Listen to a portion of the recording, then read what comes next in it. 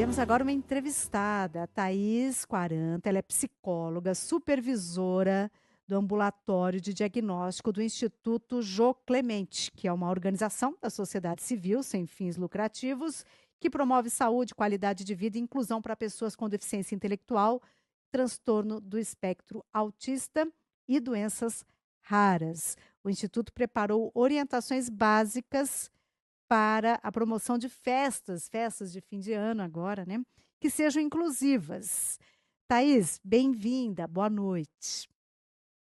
Oi, Tânia, boa noite. Boa noite a todos os nossos ouvintes.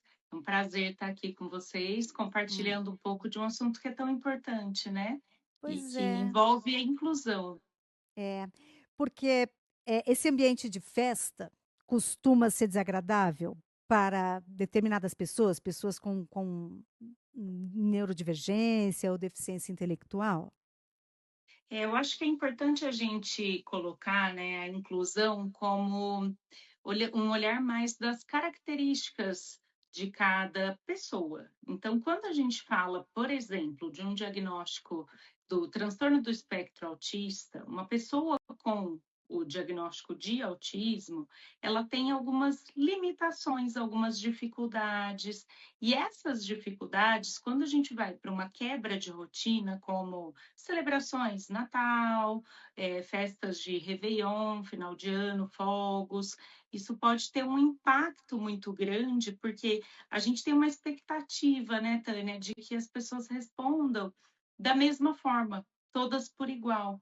E Uhum, muitas vezes, para essas pessoas, é como se isso fosse um ponto assim de muita sensibilidade. Então, por exemplo, quando a gente fala de eventos como esse, tem luzes muito piscantes, fogos, muita gente, as pessoas iniciam às vezes ceia muito tarde, então tem uma mudança grande na rotina, né? Então há todo um preparo que a gente precisa tomar esse cuidado para conseguir trazer uma criança, um adolescente para próximo das festas, das comemorações e da família, né? Que eu acho que a sim. participação é fundamental. Sim. E aí, quais as orientações que vocês estão passando para as famílias, né, que, terão, né, nas celebrações, pessoas com nós estamos falando exclusivamente do transtorno do espectro autista, em relação a esses cuidados?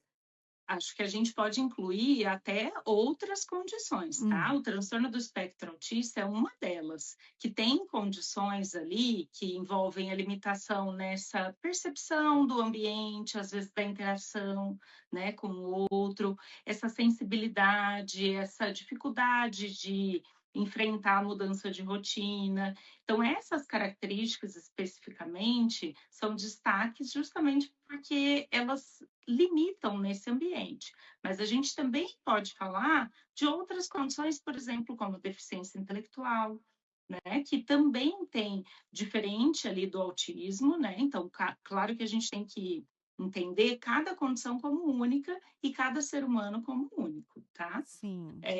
De qualquer forma, às vezes essas mudanças elas precisam ali ser antecipadas, explicadas com antecedência, até para eles irem entendendo, né, um pouco dessa nova, essa nova situação, nova rotina, outras pessoas que de repente vão participar, né, naquele ambiente, ou vir para casa, né, ou eles irem para casa da pessoa, Quer né, há dizer, uma mudança grande ali.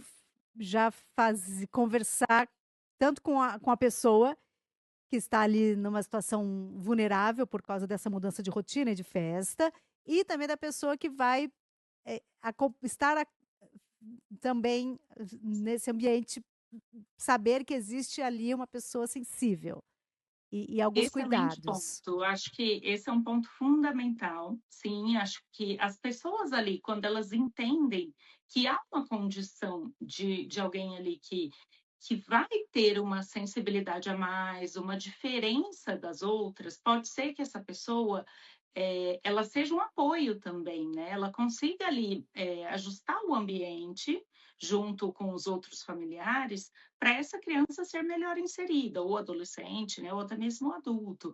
E respeitar também limitações, né, Tânia. E eu acho que limitações, a gente tem um dilema, né, que é limitações no sentido de entender os limites ali do outro, e algumas pessoas falam: "Tá, mas será que a gente não está mimando muito essa criança, esse adolescente? Será que não deveria ali" na minha época não era assim, né, a gente tem muito essa escuta. Enquanto que, na verdade, a gente não está ofertando ali, fazendo tudo o que a criança quer ou que o adolescente quer, né. Nós estamos oferecendo ali um espaço em que ela possa se sentir parte, se sentir incluída. Ela pode ali participar de uma maneira segura, Uhum. saudável e sem um grande sofrimento.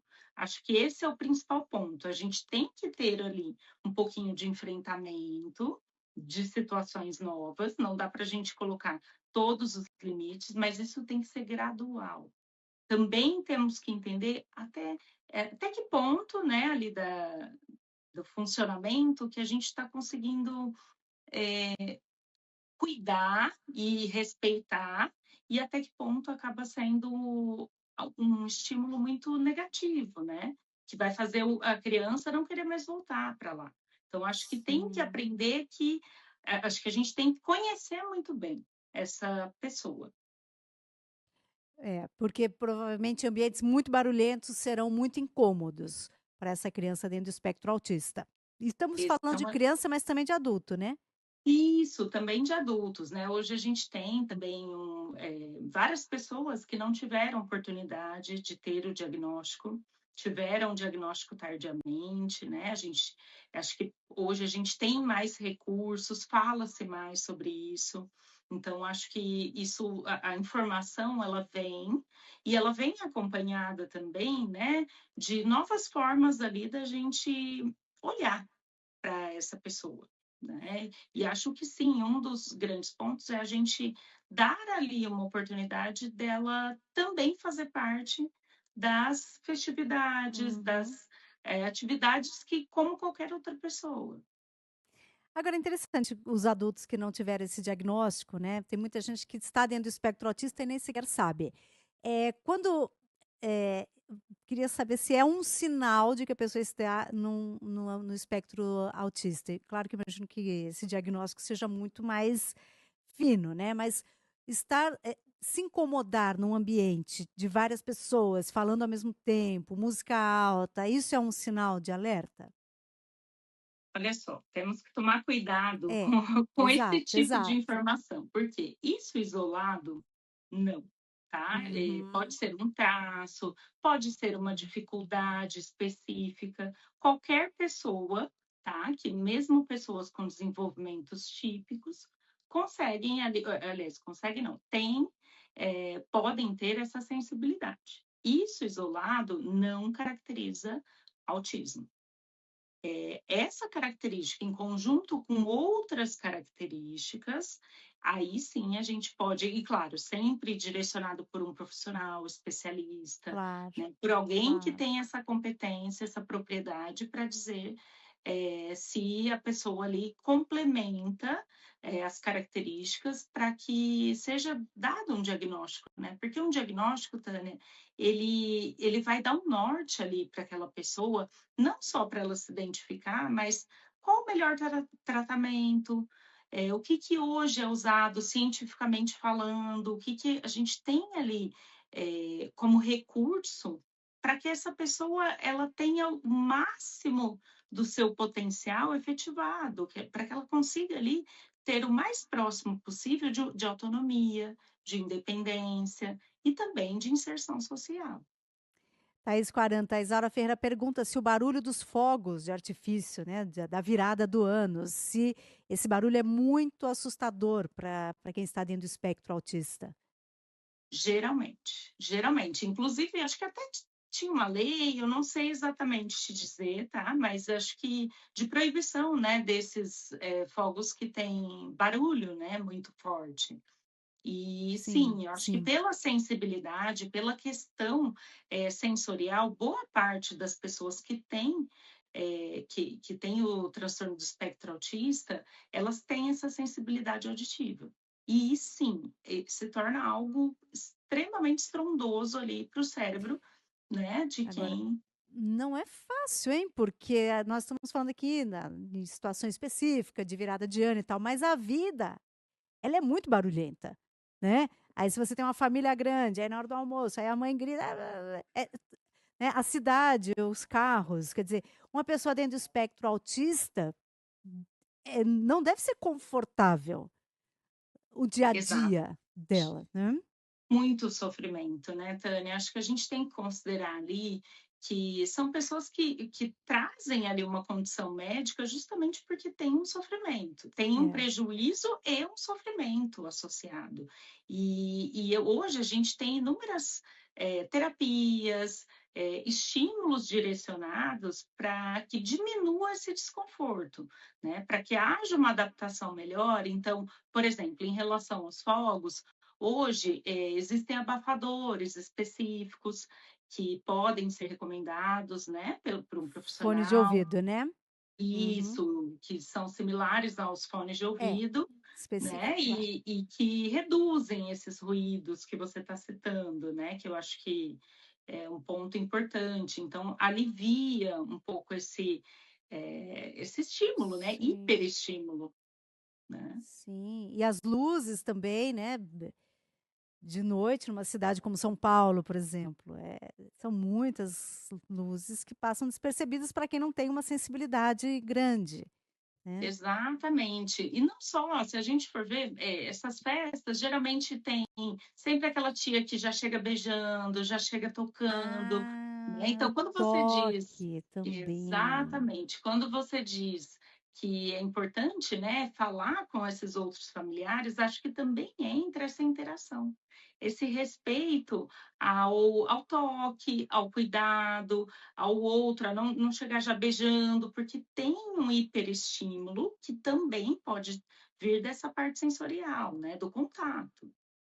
Para algumas pessoas, ou para todas, dentro do espectro autista, é Para muito ruim o algumas toque. não dá, como o espectro É, por si só já um diz, né, é espectro muito amplo, então, variável, é. claro, tem, algumas especificidades, mas esse é um traço comum no transtorno do espectro autista. O toque físico incomoda.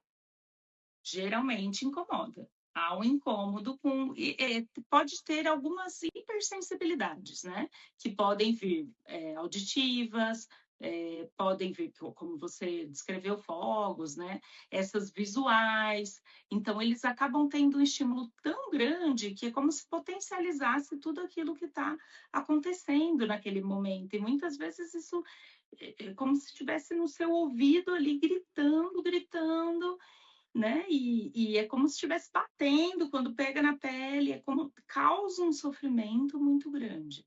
E esse é o cuidado que a gente tem que ter ao respeitar o outro, né, Exato.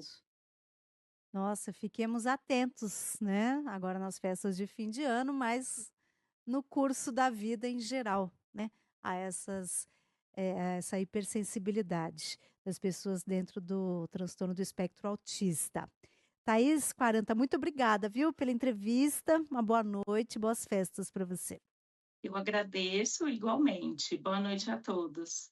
A Thaís 40, ela é psicóloga, ela é supervisora do ambulatório de diagnóstico do Instituto Jô Clemente, que é uma organização da sociedade civil sem fins lucrativos que promove a saúde, qualidade de vida e inclusão para pessoas com deficiência intelectual e transtorno do espectro autista.